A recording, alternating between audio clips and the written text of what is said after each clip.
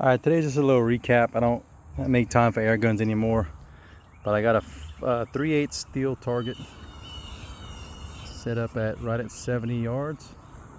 I just shot a 4-shot group with the 457, and that was sitting down with my back against the side-by-side tire, pretty much in like maybe a crouching position, not rested, because the 457 Texan is hold sensitive, so however I sight it in, that's how I need to shoot every time. So I usually just shoot either standing up, leaning against a tree, or I'll crouch down and shoot whatever animal I'm shooting. So 457 Texan CF, that's a Monstrum, that's the 5-time prism scope. Highly recommend it. It's a low buck scope. I mean, you're not competing with $1,000 optics, but it's impressive. Anyways, got a carbon fiber sleeve in the barrel all the way up. I had a very horrible China lathe that I machined this with. I have a better lathe now, just never got to it. Carbon fiber sleeve, and this is see if I remember right, 18mm ID, 22mm OD. Amazon, you can buy a bunch of this stuff, it's cheap.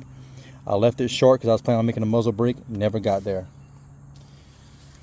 The Benjiman Bulldog, lots of mods. I opened up the throat almost as much as you can. I got the Pitbull Airguns extended reservoir. I had the Pitbull Airguns plastic suppressor that cracked, and I lost a deer, 2 deer that season because the barrel shifted, because the suppressor or the end cap holds the barrel from walking and moving around.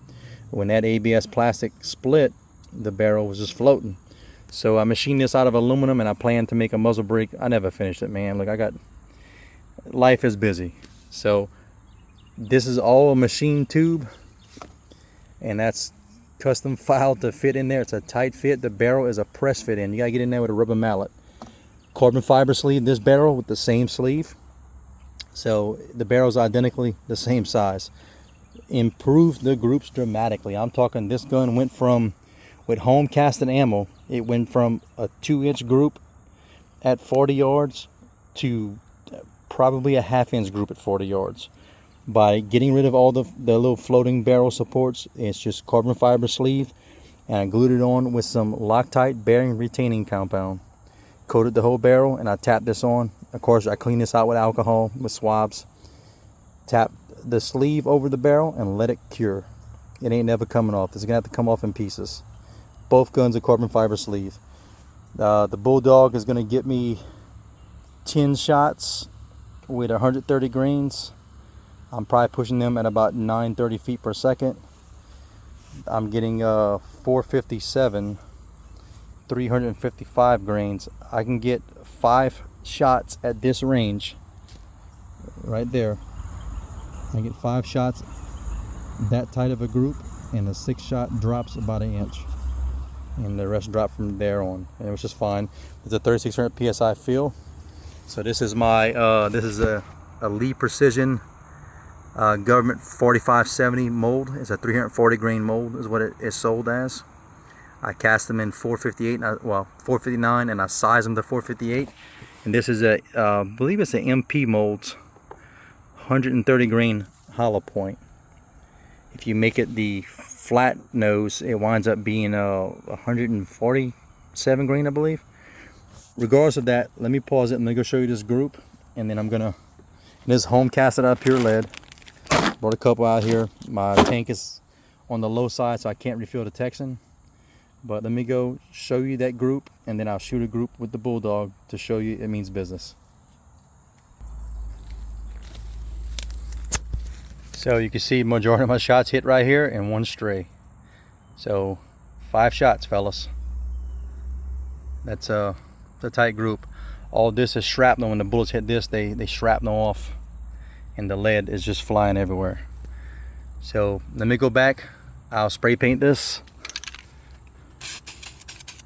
and let's shoot the Bulldog group.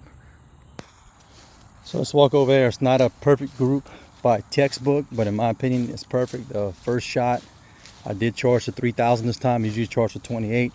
So the first shot low because I didn't have enough hammer spring for the pressure. But besides the low first shot, you're gonna see 5 shots with the Benjiman Bulldog. And I mean, look, you can see that. That's a deer's heart, that's a rabbit's head, that's a squirrel's head. All day in my book. That's pretty much all I'm hunting.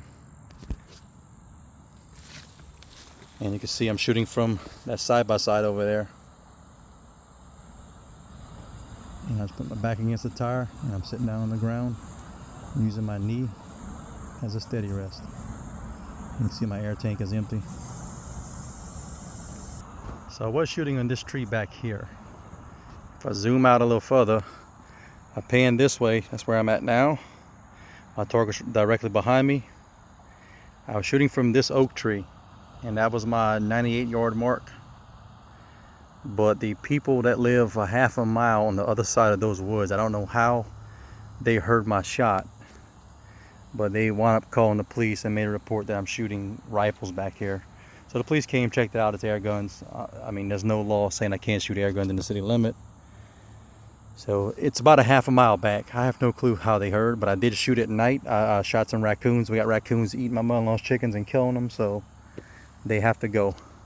Regardless, I wanted to do an update. I haven't made much time, and I just don't have the time anymore. I work so much. It's hot. Today's day, we got about 90% humidity, probably 90-something degrees, so it's terrible. Soaking wet right now. But still doing the air guns, still doing the home casting, still doing the side hustle with the boat projects, which, my goodness, is a pain in the butt. I lost money on that boat, so it is what it is. But thanks for watching, and get out there, enjoy your air guns, get some seat time. You know, people can say, shoot on a bench, and your gun sight in is shooting one way, but then when you shoot freestanding, I don't care what they say about PCP, most of these big bores are hold sensitive. So when I tune in on a bench, my point of aim is different than standing up free shooting. Leaning against a tree, it's all different. So learn your weapon, and it's going to treat you well. Thanks for stopping by.